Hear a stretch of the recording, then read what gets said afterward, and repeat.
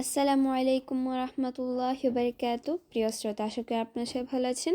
আমি আল্লাহর মেহেরবানিতে এবং অশেষ রহমতে এবং অশেষ দয়ায় আলহামদুলিল্লাহ ভালো আছি।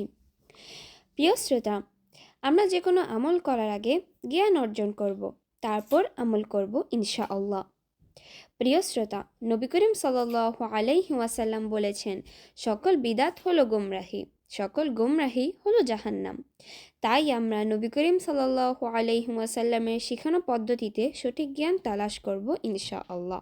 প্রিয় শ্রোতা, এখন আমরা জানব হজ করার সময় কোন কোন জায়গায় হাজিরা হাত তুলে দোয়া করা সুন্নত।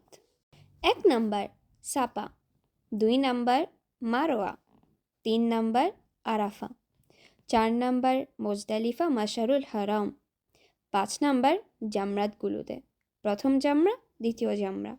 এই 5টি জায়গায় হাত তুলে দোয়া করা সুন্নত। তাওয়াফের সময়ও দোয়া করবে, হাত উঠানো ছাড়া, এমনিই দোয়া করবে। আজ এ পর্যন্ত। আপনারা সবাই ভালো থাকেন, সুস্থ থাকেন, আমার জন্য দোয়া করবেন, আমার আম্মু আমার আব্বুর জন্য দোয়া করবেন। পরবর্তী ভিডিওতে দেখা হবে। আল্লাহ হাফিজ। আসসালামু আলাইকুম ওয়া রাহমাতুল্লাহি ওয়া বারাকাতুহু।